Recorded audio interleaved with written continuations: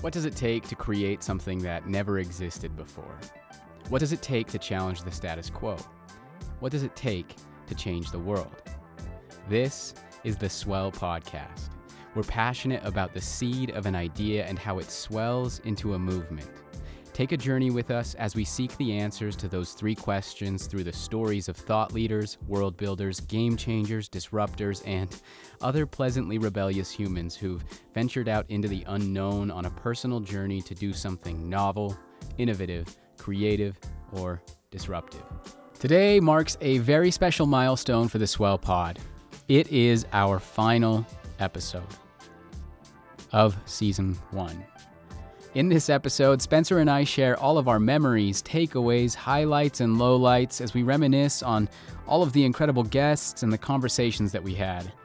And stick around until the end because we have some special news about a giveaway to commemorate our first season, and then we drop some little hints about our upcoming guests for Season 2. And it's big. Be sure to like and subscribe to the podcast, sign up to our newsletter at theswellpod.com, and get in on the conversation through all of the major socials at The Swell Pod. Our first season is made in partnership with Kiln. Kiln provides flex office space solutions for teams and individuals. Their all-inclusive set of amenities helps startups, creatives, and entrepreneurs alike get work done. Learn more about Kiln at kiln.co. Thanks for tuning in. We hope you enjoy. All righty. Let's do it.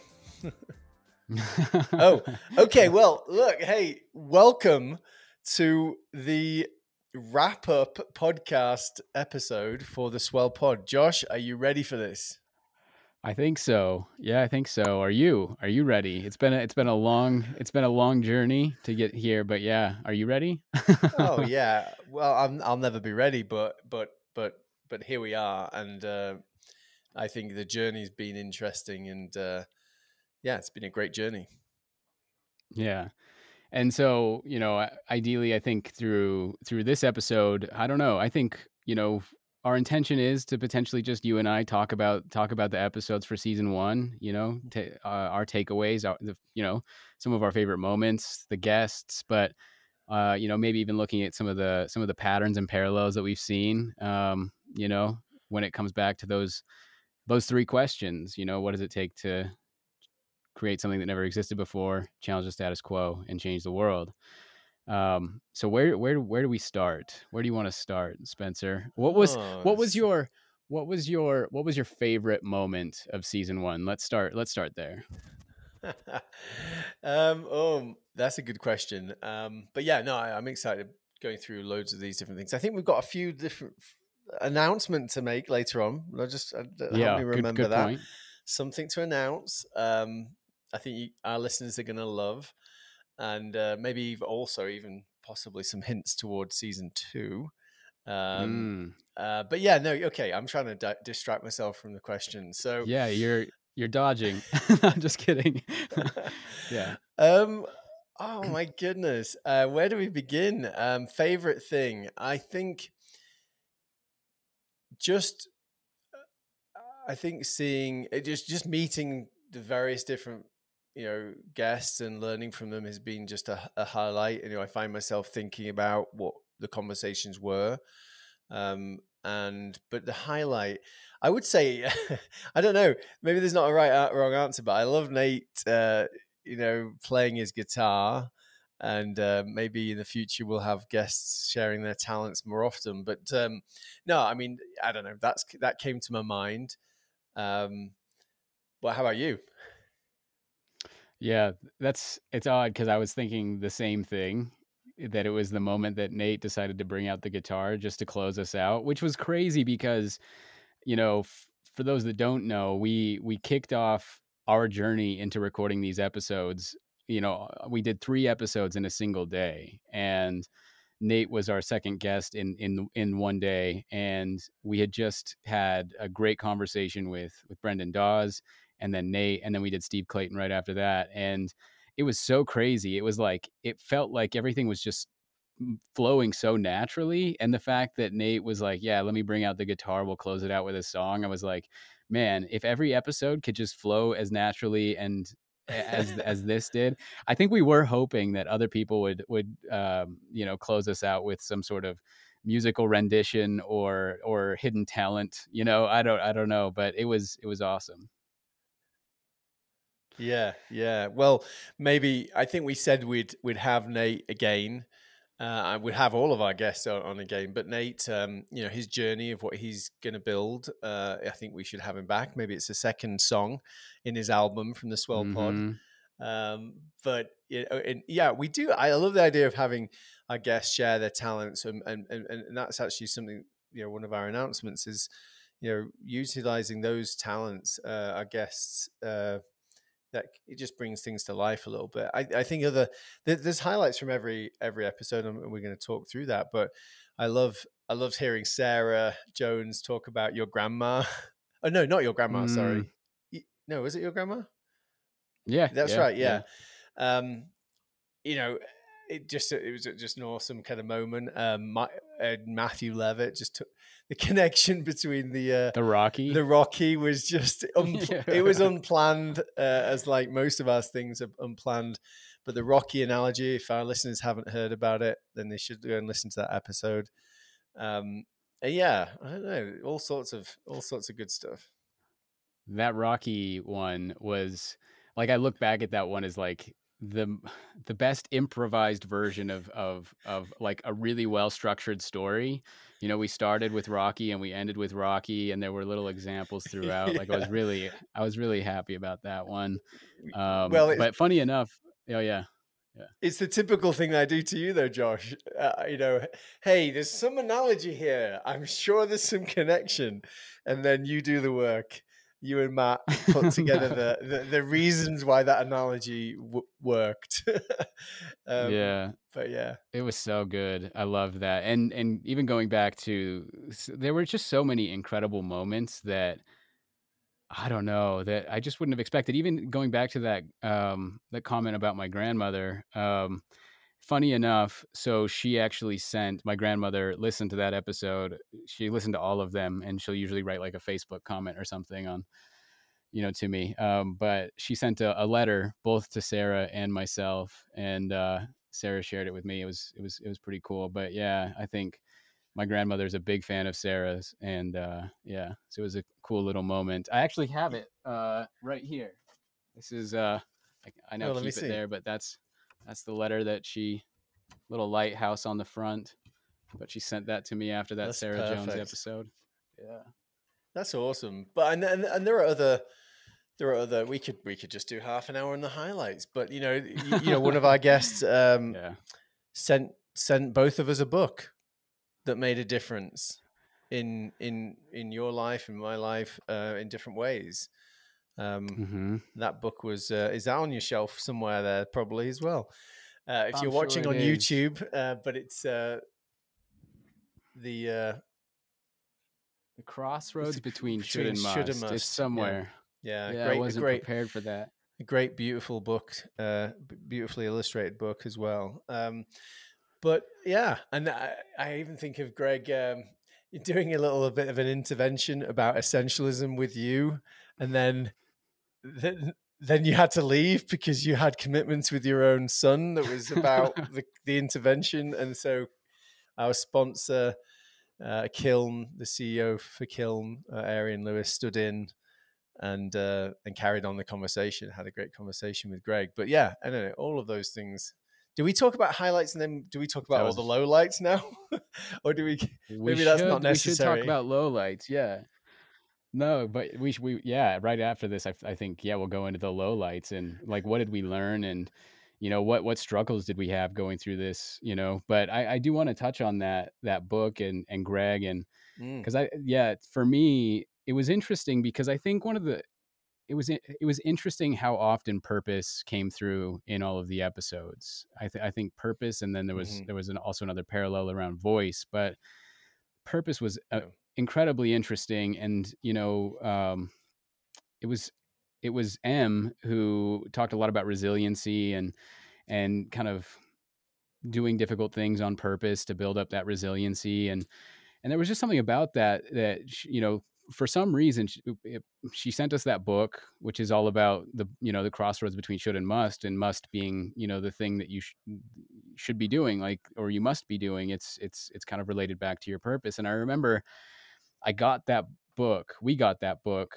on the same on the same day we did the episode with your brother Greg, Mm. who did that personal intervention and essentialist intervention. And we talked a lot about purpose, and we talked a lot about me, like my purpose specifically. And to get home, open up this box that had that book in it, it was this weird coming together of this idea of purpose, I think. And that only would have happened through the podcast. And it was interesting because she said to us, she's like, just don't wait, read it now, and I was like, okay, I've never immediately gotten a book and read it, but it stuck with me. And she was like, it only takes an hour and a half. And I read it. And yeah, there was something about that day. It was just like a lot of different things, a lot of different emotions, and a lot of different, I would say, seeds, right? The thing that we talk about. It's like this, for me, that was the day that some sort of a seed was planted that went back to, what is my must, what is my purpose? And it caused a lot of really great reflection and a lot of great thoughts. But by far, like, I think for me, that was the most impactful series of events that only would have came out because of us doing this podcast together. And like, I really appreciated that. So it was really cool. Yeah, that's interesting. Just the way, we were doing this for ourselves, and yes, we're also doing it for our guests to be able to listen and allow them to be able to share who they are and what their lessons are. But it's really for ourselves, and if it wasn't, it wouldn't be worth it. So can we be curious? Can we be curious enough? But of course, for our listeners as well, and we've got some incredible feedback. And actually, we haven't talked about that, but a lot of listeners, more listeners than we thought, running to the thousands now. So, that's been a real highlight to hear people's, honest feedback, the positives as well as good feedback. I mean, we're getting constructive feedback. We want it. We want to grow along with our listeners. I actually think of the seed being something that is important. And then I think probably everyone talked about how they didn't plan any of their things they were doing like ahead of the time. Hey, I'm going to go and build, this next 15-year plan. If you look at Brendan and Nate, and Steve Clayton, and M even, I mean, there were things that happened in their life they would have never planned, like either failures, situations that were failures that then led them to a better solution, or just avenues that they took that they could have never planned, that would end up reaching to a point where they can actually have what they need to be successful with their passion or their purpose. So that was, it's the same old thing really, about looking back and seeing how some of those seeds, ended up connecting to future opportunities. But yeah, it was really cool. Yeah.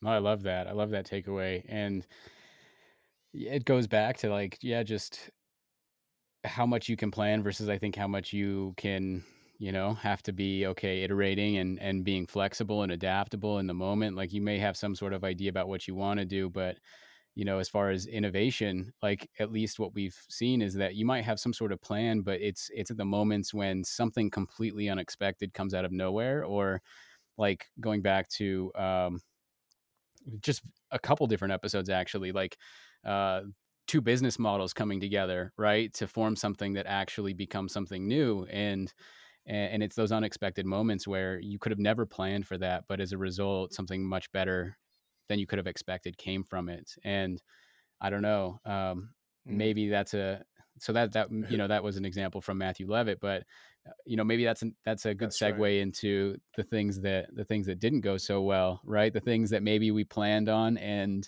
just things just didn't go our way, or things were maybe more difficult than we expected. Yeah, like what was the hardest part about doing this podcast for you, or this season one?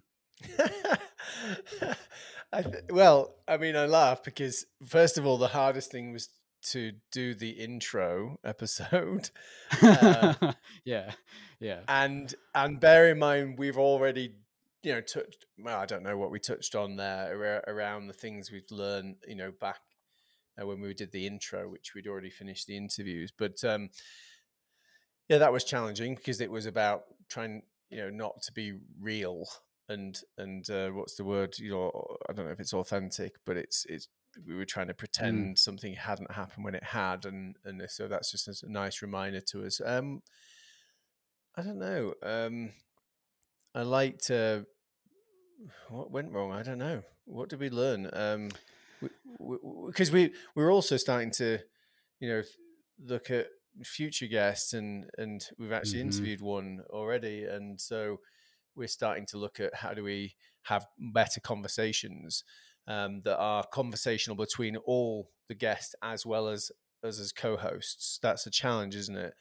Are we it's one way kind of backwards and forwards with the interview, or are we having a conversation between the three of us? And so that's something that I think we haven't mastered, and we'd like to get better at it, more natural at it, going forward.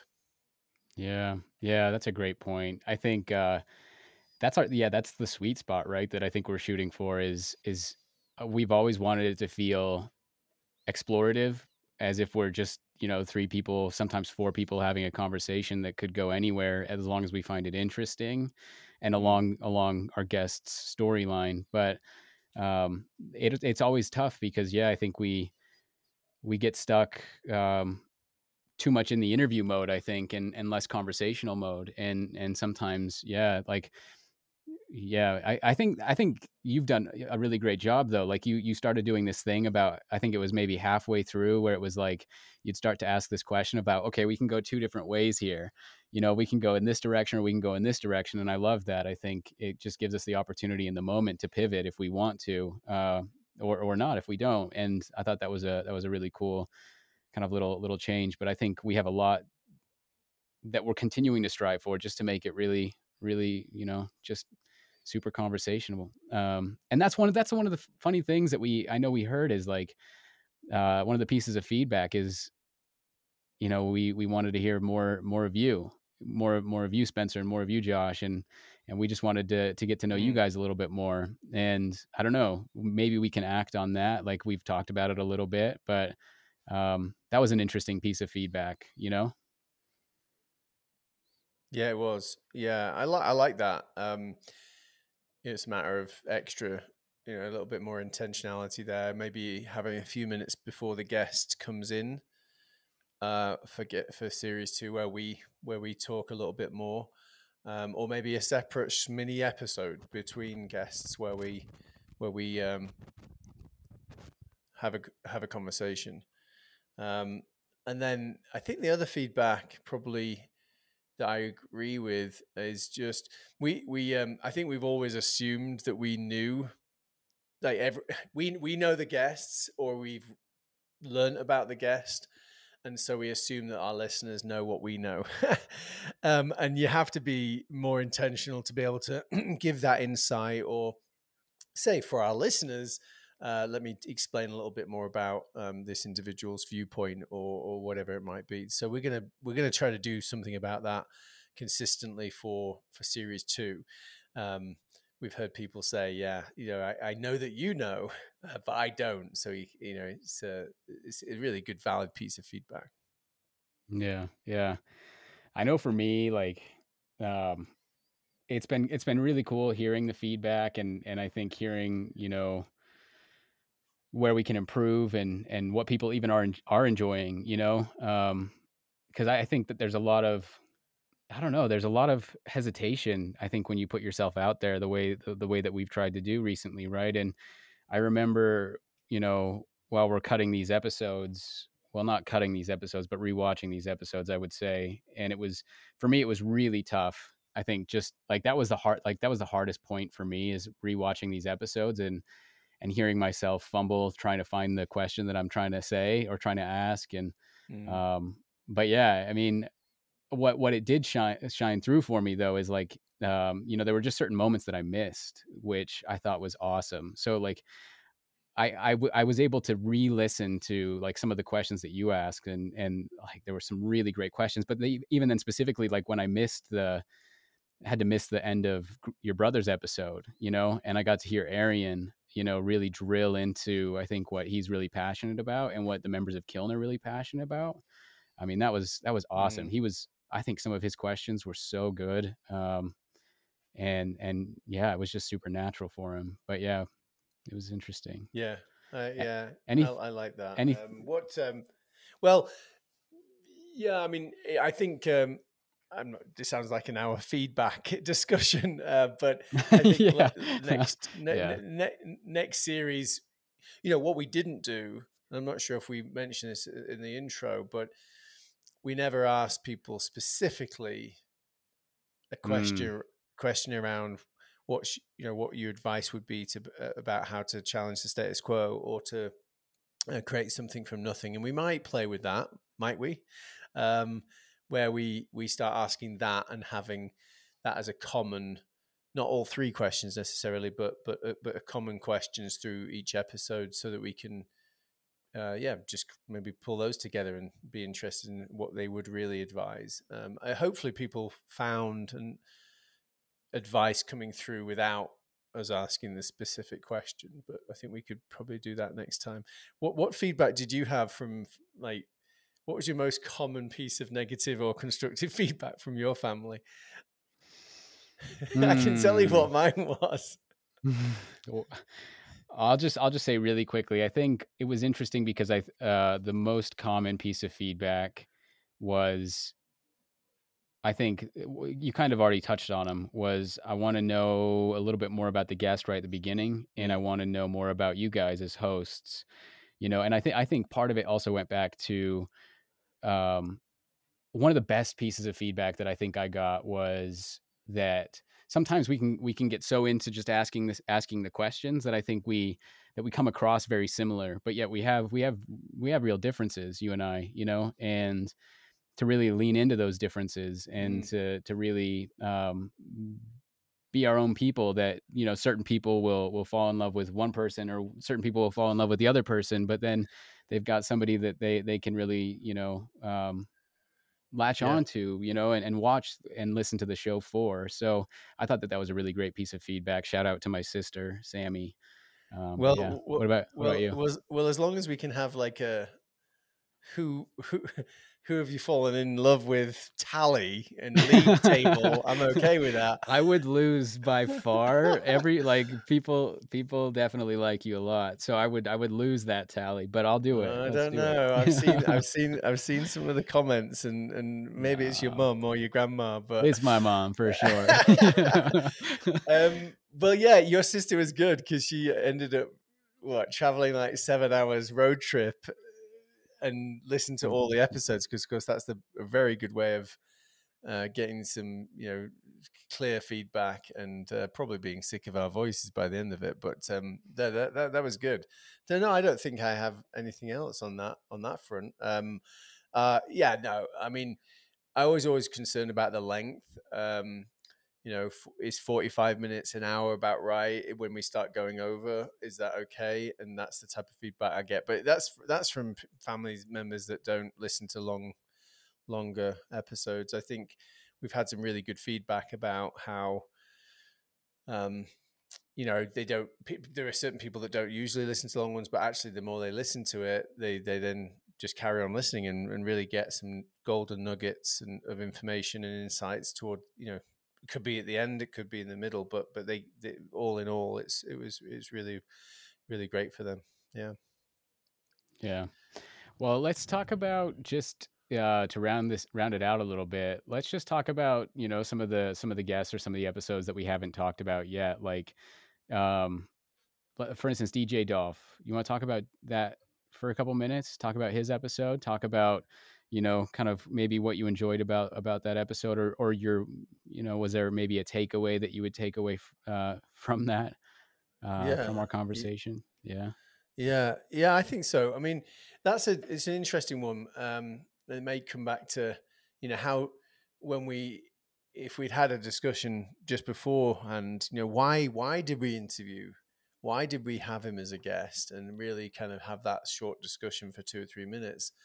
Um, That would have been good. Yeah. because was it just a DJ we were interviewing? Just you know, um, this is a very well known, successful, talented DJ. It wasn't just any old DJ.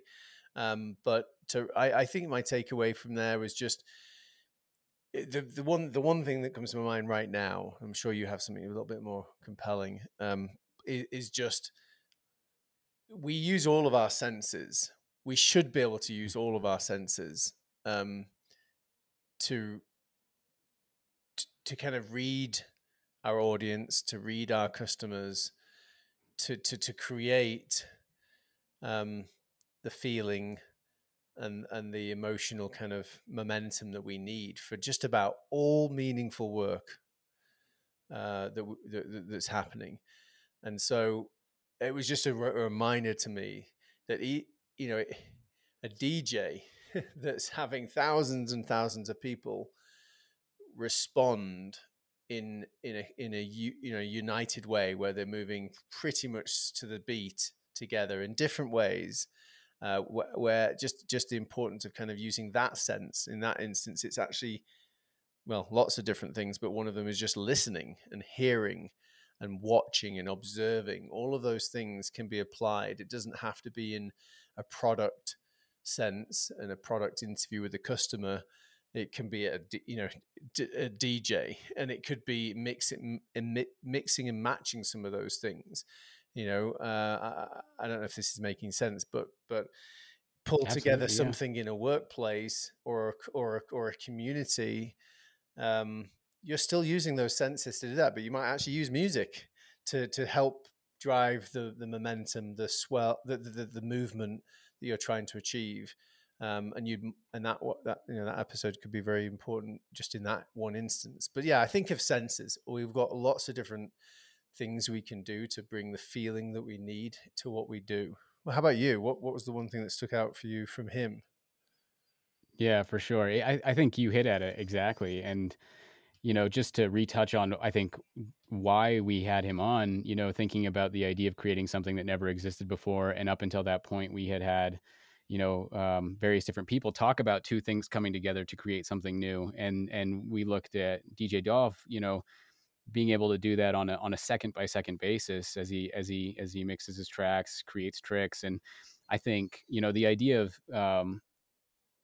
over investing almost, I think, in the idea of the emotional connection or the feeling, right, is something that we really kind of lean into. But when you look at it outside of the music industry, or outside of, like, what you were just saying, within your business, within your culture, within your brand, within your whatever it is, it's like, how can you take away that idea of senses or that idea of feeling? Like, I remember he said something along the lines of, like, it's not about the music for me, it's about the feeling, and the music is just a vehicle for him. And even, like, I think he even mentions it in that episode. He's like, I think we were like 30 minutes in, and we're like, we haven't even talked about the music yet, because we were talking about how he had positioned a DJ booth outside of a window in Park City to draw people in, because he was setting the right idea for what the experience might be, and creating curiosity and Mm-hmm. intrigue. And I thought that was fascinating. So yeah, I think, there was one other thing, but it's escaping me now. But, um, yeah, just fascinating. What about anybody else that you want to call out? I think, out of the episodes that we haven't necessarily talked about yet. Mm. Mm. So we've got Mariah and Brent, and Yeah. we've got Bro- Mohan. Yeah. yeah. I was thinking of Brendan.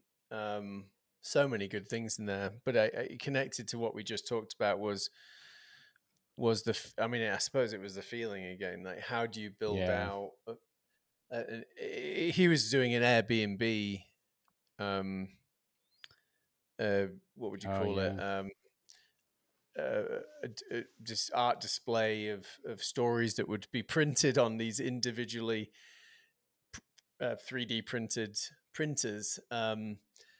and just the aesthetic and the beauty of it and the simplicity of it and the feeling of it. And if you change certain, you know, if you discount and discredit certain things like someone did, right, where they didn't put a button on on the next time he did that exhibition, and it took away from the feeling. So yeah, I just think they've said very similar things in regards to placing the feeling that you're trying to get as a probably the top priority as you want to, create momentum and movement and try to create something from nothing. It's the feeling, it's the purpose behind it. What yeah. That brings up an interesting point. Maybe we can just talk about for a second, was how often we found curiosity, especially with the artists that we had on. But I would also say a lot of so even if I just bridge away from just the conventional idea of artist, but into the design spectrum and the human experience or user experience side of things as well. But I mean, I think about the quotes that we posted on Instagram, at least a couple of them talk about curiosity, and going back to Brendan and DJ Dolph and Gil, and I'm sure in Nate and Mariah as well, there's a lot about curiosity and asking the right questions. And yeah, I don't know, what is there anything that you take away that maybe can be useful to anybody, I guess, the way that people embrace that curiosity, I guess? Because it was interesting for me just thinking about it from the artist point of view. It's like Brendan specifically, just to put a bow on this question, I guess, was like, he talks about my responsibility isn't to give you an answer or something like that. It's to leave you with a question, I think, is I'm badly paraphrasing, but it was something like that. And that's, what he was shooting for. Yeah. But yeah, what do you think about that? Yeah, I'm not sure how to answer it other than, curiosity. Yes, I think that came through on many or most of our guests, and the importance of. I think of Nate. Well, said something similar, didn't he? He said, all of our answers are found in questions. And that's just, I love that. I mean, I just know that's true. It's like I just hadn't heard of it said in that way, but it encourages you to. And Mariah, of course, is an expert at making sure you're casting aside, your biases or the things you want, and really trying to figure out, through questions, and what potentially those insights are that you don't yet know about. And so put some trust in your gut curiosity or your intentional curiosity of just exploring avenues to find maybe quick solution. Well, sorry, finding the things you didn't expect to find, as well as maybe finding other things that you would have never found if you hadn't have gone down that route of curiosity and questioning. Was there specifics people that we talked to that had some of those kind of lessons learned? I'm trying to think now. I mean, I think of Gil, in a way. Gil, although he has plans to build companies and do other things, he had those questions. Well, what if what if I explored the avenue of doing art and building out a studio just for now, and just seeing where that will take it. And that's a slightly different lesson learned, really, because, or the thing I liked about that was because he said he's always going to be doing that. It might not be his primary day-to-day business, but he's always going to have that for the rest of his life. So to that last point that you made about curiosity and questioning, and I think it even ties really well back to what we were talking about earlier, which is this idea of, like, you can have a plan, although, when you have the right questions and you're asking the right questions and you have enough curiosity or cultivating enough curiosity, it can lead you to unexpected things. And so if I was just to bring it back to the podcast, so we've talked about, the best thing that happened, or some of the not so great things that happened, and some of the feedback. But maybe And if this is covered in the best, I don't know, maybe we can find something else for it. But what Mhm. was there anything out of maybe one thing was there, and this can go to our interview with guests, or it can go into the production side of it. Mm, Is there mhm. anything that was unexpected, maybe throughout this whole process? Anything that stands out as being like an unexpected delight or an unexpected horrible thing? What anything that was like really unexpected that happened? That's a tough I question, I don't know. know. Unexpected. Um, Yeah. I mean, I can tell you what it made me think of, which is nothing to do with really unexpected, other than the fact that through the, I'm going to say it anyway, just buy me some time here, but um, Yeah. grit, like the grit that these individuals demonstrated, like as a start, like I think of Brent and I think of definitely Matt and all of them to just get something off the ground and to drive forward, right? I think that anyway, it's just I don't know. That's probably just another thing that that came through is that when you follow your instincts, your gut feel, you have a really clear purpose. Um, you're going to fail. You're going to hit roadblocks all the time, and it's just a matter of being able to pick, how you approach those and how you overcome them. And I think Matt's story really got that across to me. Um, How could it not? We talked about Rocky half the time. Yeah. No, that's a great point. Yeah. yeah, but unexpected. I don't. I mean, I think the book, in the post, Mm. unexpected. Has it led to conversations? Yes, but I need to think of which ones they were. Conversations and new opportunities. But I don't know. Yeah, and maybe I have to cut this one out.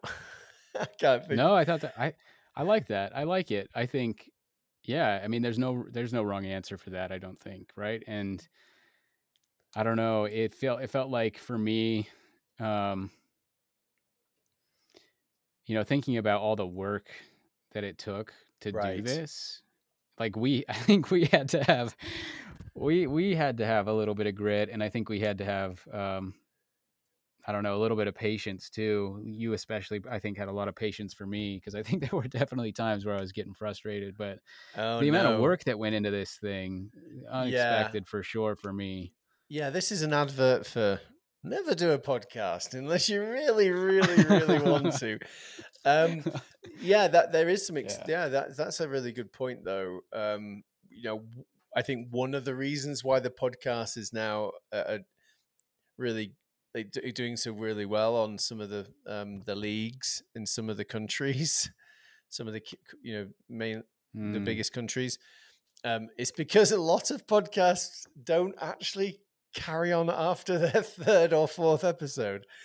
So if you want to be successful, you've got to at least carry on going because that gets you past like apparently thousands upon thousands of podcasts that start but never actually carry on.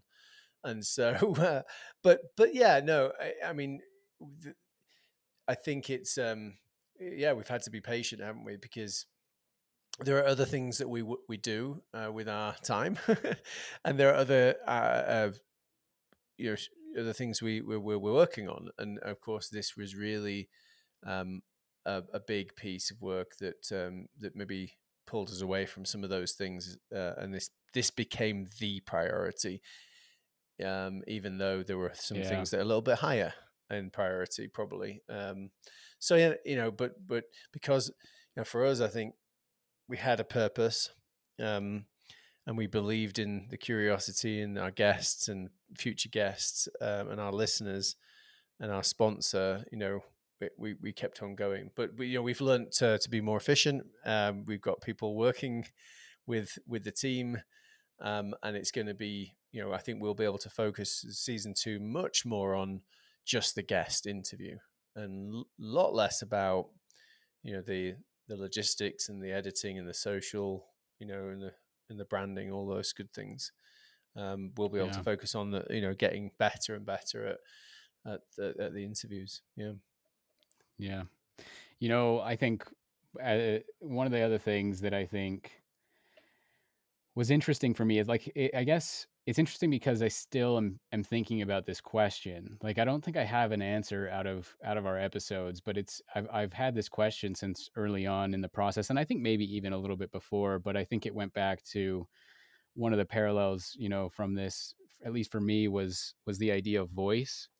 Mm, And when we're talking to businesses or CEOs or founders and entrepreneurs, voice is something different than what Gil might talk about voice as, right? Gil talks about when he's doing his art, he's like, I'm not putting a product out for customers to use. I'm putting myself into this thing, and at the end of the day, like I'm putting like it. That's a really vulnerable thing, but so when we talk about voice with Gil, it's a lot about his own personal voice. That's what's really important. But when you talk about voice with like a founder or an entrepreneur, a lot of it kind of goes back to, so one is what I want to say, and then the other one is kind of like what I think my customers need to hear, in a sense, I would say, is mm, is kind of how your voice is directed. And a good split, which is interesting to me, was actually DJ Dolph, because he has his own tastes and his own influences, right, that I think become his voice and becomes, he called them his tricks.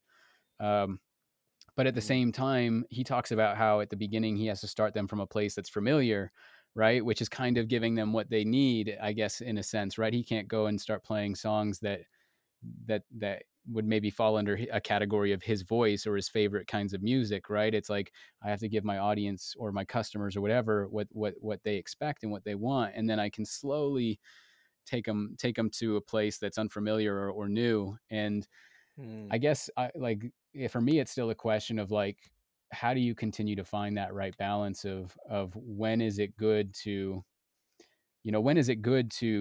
be authentically yourself and have your own voice versus, when do you have to fall on the other side of that spectrum and compromise on that part of it to give people what they need and what they want. We've had discussions about this a little bit, but it's interesting to me. Yeah, no, I like that. I'm not sure if you're really looking for an answer, but my No, initial it's kind of rhetorical. my initial answer is just, you first prioritize your own voice, um, Mm. and your own identity, because I think it's very closely linked, identity and voice, and then using that curiosity, you go find other people's voice and needs and problems, and you kind of go between the two, really, to deliver the most value you can. I'm not sure if that was too cryptic, but you weren't looking for an answer No, I thought anyway. it was great. Yeah, I love um, that. but yeah, so I mean, I want to be able to say, hey, okay, Josh. So you got the answers now. We've asked 4 questions. Well, we didn't actually ask the questions, but we had those as a pursuit to answer those 4 questions. Do you have Mm. definitive answers? What does it take to create something that never existed before? Mm, Oh man, that's what we should have talked about. Like, can we before we go into that, I love that idea of the questions, but can we talk about that one for just a second? Because I hmm. thought that was a really interesting point that we could probably talk about for an hour. What does it take to create something that never existed before? Yeah. Which started a little, not even a debate, but your sister had a really great comment on social media about that. I don't remember if remember what the comment was, but if you do, could you restate it for anybody that's listening? Yeah, well, I'd have to find it, but no, I mean, in essence, she was saying, and she was being very polite about it. She's like, "Well, I'm not Mm-hmm. actually sure if that's really possible, Spencer. Um, is it really possible to create something from nothing? Because there isn't nothing, right? The world is full of things. But yeah, you answered, I think. So I don't know if you did. I do it justice at all? What she said? No, yeah, I think so. I think it's an interesting thing, I guess, right? Like, can you create something that never existed before? I guess. I mean, because from her point of view, she's an artist, right? And if I look at it through that lens, it's like, and I think Nate even talked about this, which is so fascinating. He talks about us being a collection of all the experiences that we've had Hmm. in our lives, right? and there was a moment for him where he became uniquely Nate. But if I Hmm. bring that back around, it was like, from an artist point of view, it's a really difficult thing when you start to think about creating something original, right? Because as you start to get into that creative space, it's like, well, this has been done before, this idea has been done before, this idea has been Right. done before. It's like, so the argument is like, could it be possible that everything is unoriginal because everything is influenced by what you've already experienced, and so like there's this idea that you can look at the world, or look at creativity in a couple different ways. And one is that, and it's purely a mindset trick, I would say, is that you can look at something as some creative pursuit, or entrepreneurial pursuit, right? This idea that nothing is original, um, or everything is. It's one or the other. Just kind of pick Hmm. one and move forward. um, I tend to lean on the everything is original, because I think my reasoning is that if I'm influenced by all these things that I've collectively experienced, it's in my, I could say, my curation, where things are coming together, these various different experiences that create something that is unique, that probably is flavored by my voice or my identity or my Yeah. style, that becomes its own blend of new, I guess, even though it might be a take on something else, I guess. But I see it both ways too. Mm, mm. From a writer's perspective, like a storyteller's perspective, or a writer's perspective, I think it's like, if I can just choose one, all of a sudden writer's block becomes much less of a thing. It's like, I don't have to worry about things being original, and what I have to worry about is what's interesting to me, um, Yeah. which Yeah. is interesting. Because you're, yeah, I like the way you describe that, and I like the debate actually around Yeah. that subject. But clearly, when you mash things together, that's where stuff gets really uniquely different. And also, can you, like, you as an individual, if you don't create the thing that you're inspired to do, then there will be nothing. You won't have anything to Mm, show. There'll be nothing to show.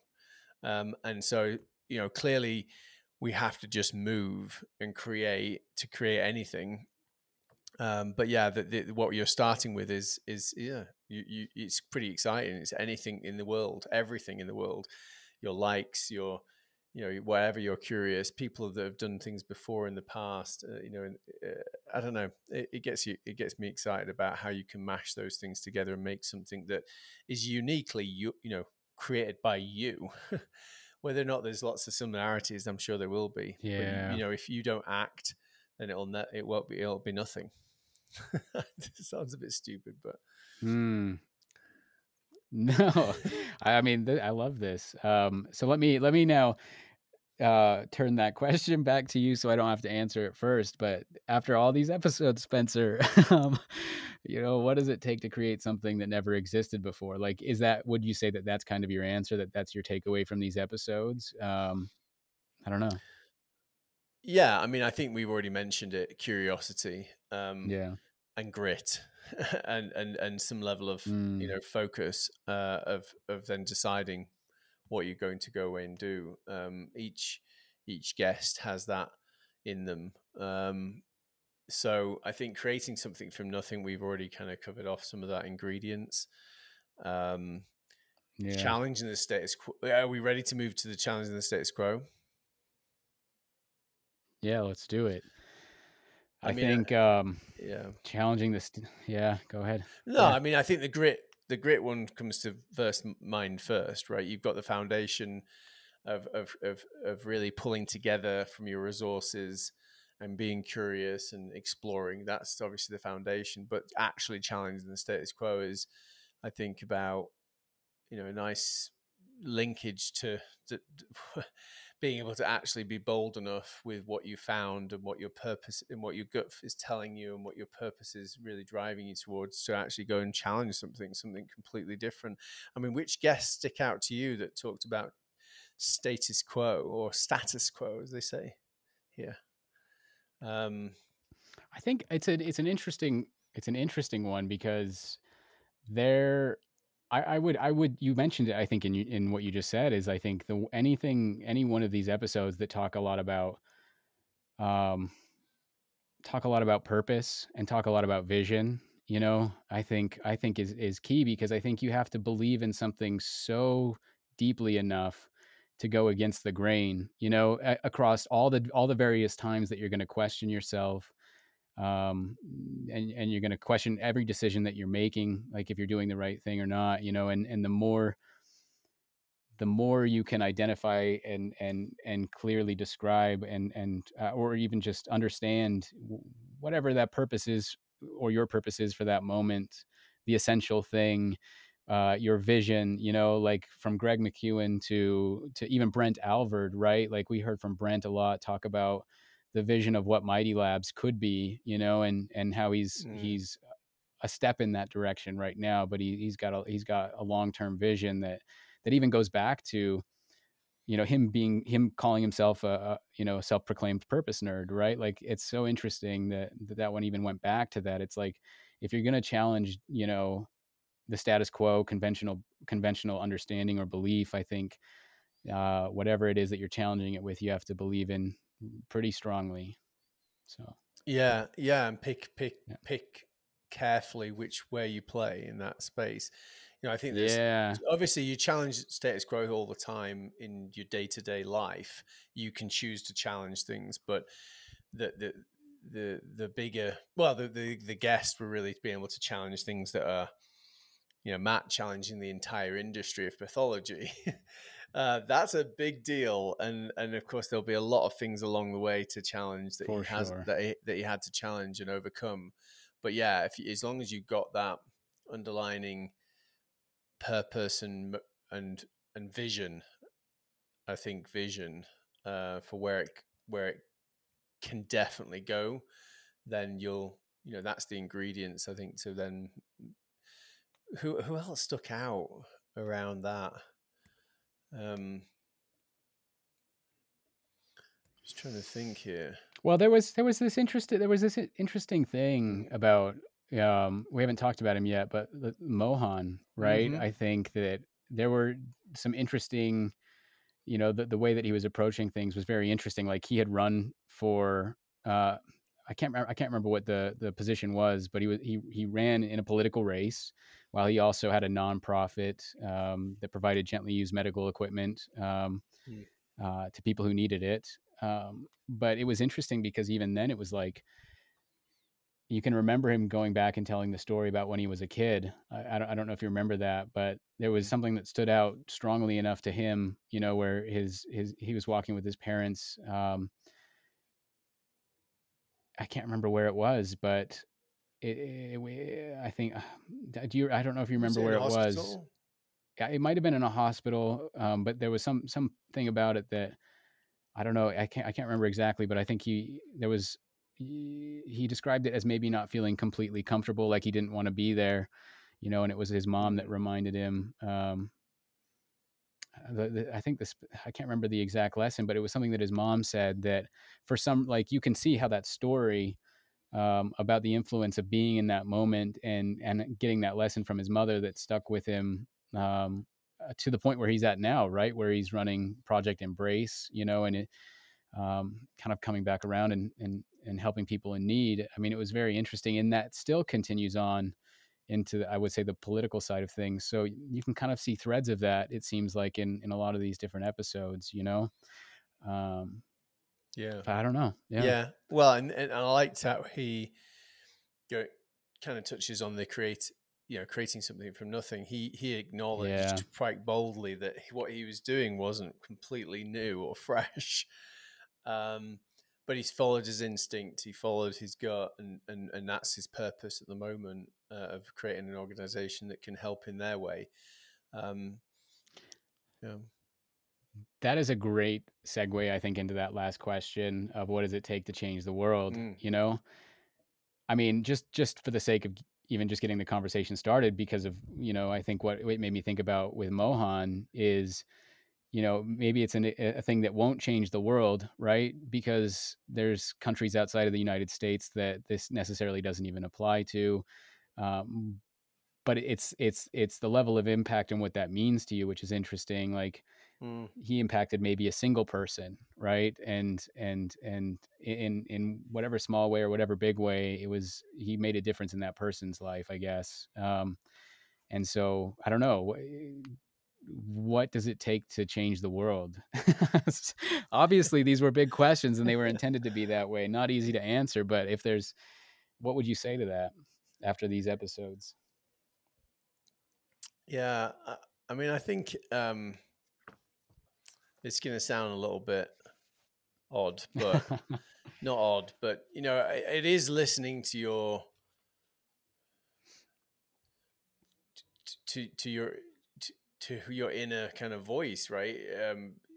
What is driving you?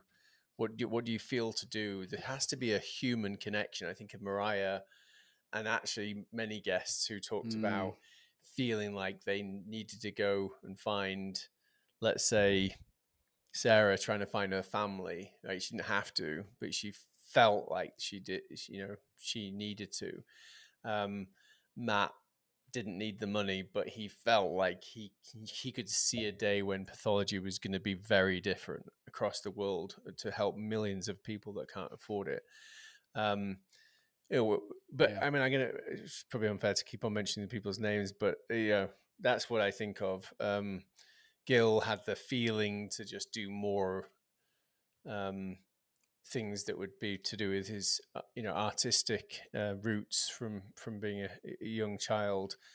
And I think, was there anyone that didn't really talk about the connection? I mean, even what Nate is talking about doing next has a connection to his own kids. What are my kids and other people's kids going to do in a world where things are very expensive? Is there a way of me solving that problem for building homes or utilities or whatever it might be? So to me, I got from, I think, everyone, that human connection, listening to Mm-hmm. what that is, and really following it, even if it's from years ago. Yeah, I love that. I think you're right. I think I'm having a hard time thinking about any of the guests that we didn't touch on that with. So yeah, I love that. And I think what we can do now, is there any last thoughts on season one before we start to bridge into closing this thing out? Well, look, I mean, I don't know if there's anything else on changing the world, other than we're on a mission. We're on a we're on a we're on a journey to find that out. We haven't yet found it out completely or perfectly. It's our vision, isn't it? Um, and each season we'll The get questions are a closer. larger, Yeah, yeah. exactly. In each season, we'll get closer to that. And so, thanks for we want to thank our listeners for being a part of this journey. Um, yeah, I don't think there's much else to say other than that. So yeah, I love that. And let's just say, so yeah, Oh, also, we're congratulations, not done yet. congratulations. Oh There we yeah. go. Congratulations to you. Yeah, for getting through this, getting through season one. Oh yeah. Yeah, congratulations to you. I didn't know we were going to do this. Yeah, I love that. No, yeah, it was honestly yeah, just an enjoyable experience to do this with you. And I think as we start to close it out, we're before we close out this specific episode, I think we're going to talk about hint at season 2. Mm-hmm. Um and talk about some things that you can expect before we get to season 2, but I think right now it's just been really cool to see just how many people this has resonated with. It's been cool to get all of the comments and people explaining why the episodes I think were an enjoyable listen, and Mm-hmm. hearing about how people resonated with certain episodes and what about those episodes people resonated with. Like, we love to hear that stuff. And there's been a lot of there's been a lot of reviews on the podcast, and I don't know if we could have expected the reception. Not to say that we still have a lot of improvements, but I think we've got fuel, from all that stuff that I think makes us want to keep going and keep having these conversations with really interesting people and hearing their stories. And yeah, it's just been, it's been pretty cool.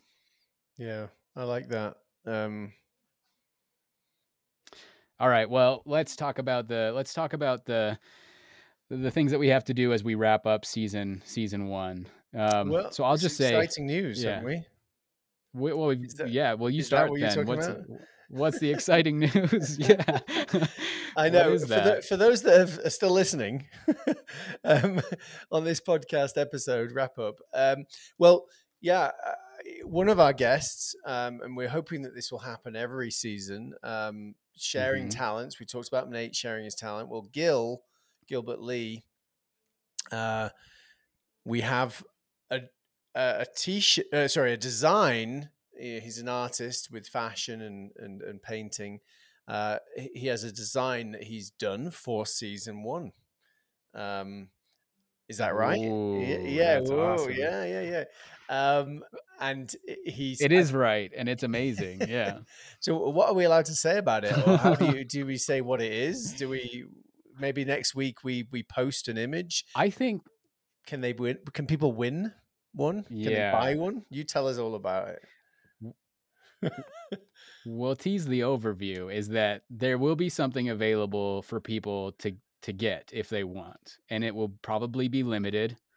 It will probably be done in the form of some sort of, time-based drop. So if I would just say stay tuned to all of our social media channels for when those things drop.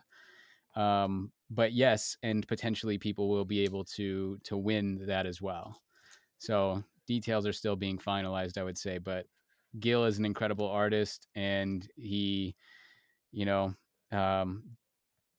wanted to put his mark, I think, on season one of the Swell pod, and I think he's doing that, and it's going to be a really cool way to remember season one. And if anything, it's a trend that I think we want to see continue on, right? And every episode or every season we drop some form of memorabilia or something, that Yeah. can be available for everybody who is enjoying the podcast and would call themselves a pleasantly rebellious person, I would say.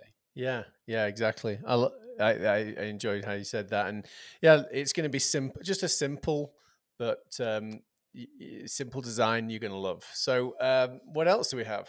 Do we talk about next season, or have we got other things to wrap up? Yeah, well, I did this competition where it was like we were trying to get reviews. I think the reviews had to be in by, I think it was May 1st, and I kept track of that stuff, by the way. But the idea is that for those that submitted reviews by May 1st, what we would do is I would give 3 people one of the pictures on my backdrop.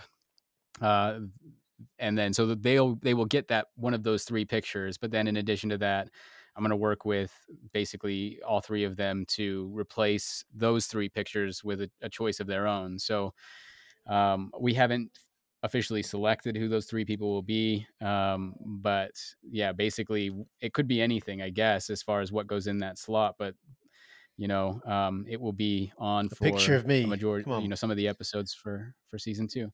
I don't know. Maybe, like, I'm afraid that, yeah, we'll get somebody who sends me a picture of your face, or my wife sends me a picture of my cat, or I don't know. We haven't picked the people yet, but I think we'll get something funny on my backdrop, and it'll show up in our podcast, and it'll show up in our meetings, with Nice. work and all that good stuff. But yeah,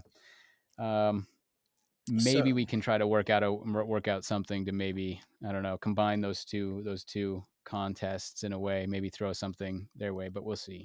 We'll think about that. good stuff. So season 2, we got to probably wrap this up quick. So, maybe we have another episode later when we talk about maybe a little bit more detail, possibly. But what do we talk about? What are we allowed to say?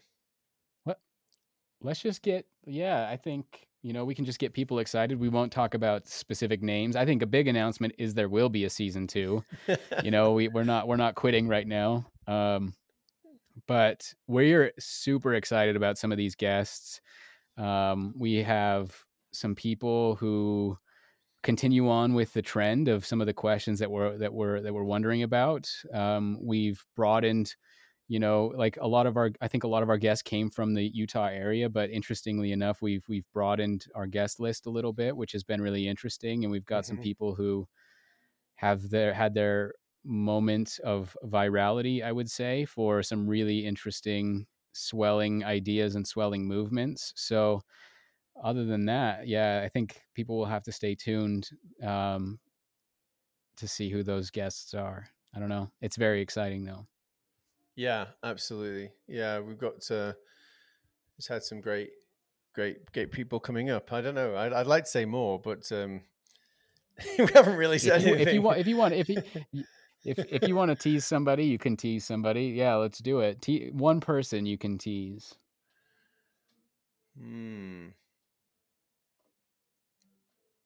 Well, do you want to tease? Yeah, I don't know. Well, I don't know. I know we've got someone pretty special in regards to kind of fighting the cause for identity and gender and all those areas. This is going badly. It's going really badly. Right. We don't want. But something to do with sports. We've got someone. We've never had anyone in regards to sports, or maybe even the NBA, which is going to be really exciting. Even those outside of America know what the NBA is. So, is there any? And then we've got people from we've got a guest from India, doctor from India. That's awesome. But yeah, I don't know. This is really some people bad. That are I like the way that you took it, right? I like you hinted at, the NBA, you hinted at gender and roles, I guess, and breaking those walls down. That was that I think that's a good way of hinting at some of the guests. I think even then, you can even go to some of the other guests as well, like I would say disrupting startups through design in a weird kind of way, I think, or the way that companies kind of build themselves and build their products. And I don't know, it's very interesting in the design space. But yeah, we're continuing on. How about like the world's most luxurious experience for a car? Like, yes. Like what does the future of the most luxurious car on earth look like in 5 years' time? Like, that's going to be a great conversation. But yeah, that's all I can think of at the moment. Yeah. It's a Friday. Yeah. It's a Friday afternoon. I'm ready to pack up. How long has this episode been? Did we say it was going to be half an hour? It'll be about an hour probably, but good stuff. I mean, yeah, we're excited for season 2. We're just going to continue on because we love doing this. We love having these conversations, and thank you everybody for, joining us on this crazy journey, and who knows where it's going to go, who knows who we're going to talk to, what we're going to learn.